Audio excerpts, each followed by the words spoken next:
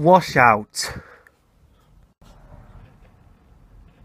Near the end of Thomas's branch line there is a small station, and close by, the railway crosses a stream on a shore bridge. As the snow melted, the water in the stream rose higher and higher, rushing and swirling in its hurry to reach the river at the bottom of the valley.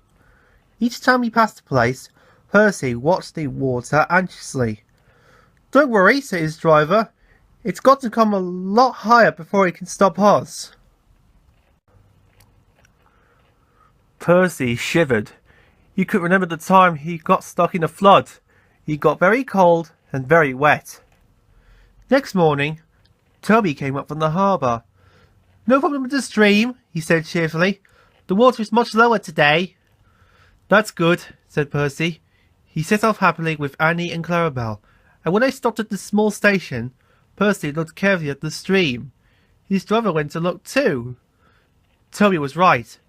The water level is much lower. "All's well, Percy," said his driver. "Come on, we've got a timetable to keep." They hurried to the junction where Henry was waiting for them. "When is Thomas coming back?" asked Henry. "If he does," he added, "I shouldn't be surprised if he decides to stay as a museum piece." "He's old enough."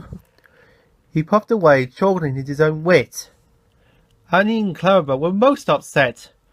Percy had to spend so much time comforting them that he was late leaving with his next train. Percy had his tank refilled with water at the station by the river, and this made him later still. "Never mind," said his driver. "We don't need to stop at the station near the stream this trip, so there's nothing more to delay us." They reached the stream quickly, but as Percy ran onto the bridge, he felt it sink silently under his wheels. There was an ominous creak. The bridge swayed. "Don't stop, Percy!" shouted his driver in alarm. "Keep moving!"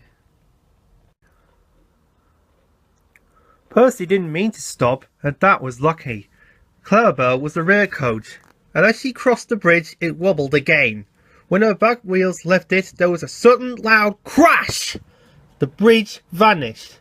1 second it was there, the next it wasn't. It was safe to stop now. Percy's driver put on the brakes, and the fireman ran back to look. All he could see of the bridge was lying in the middle of the brown, rushing stream. Percy, Annie and Clarabel were badly shaken. The guard telephoned a warning, and then they all went quickly home. The Fat Controller closed the line while the bridge was mended. At first, Toby and Percy enjoyed their rest, but they soon got bored. When the bridge was repaired, Daisy had recovered from her snowy ordeal too, and things returned to normal. But for some time afterwards, Percy was extra careful whenever he crosses the stream in which he had almost had a bath.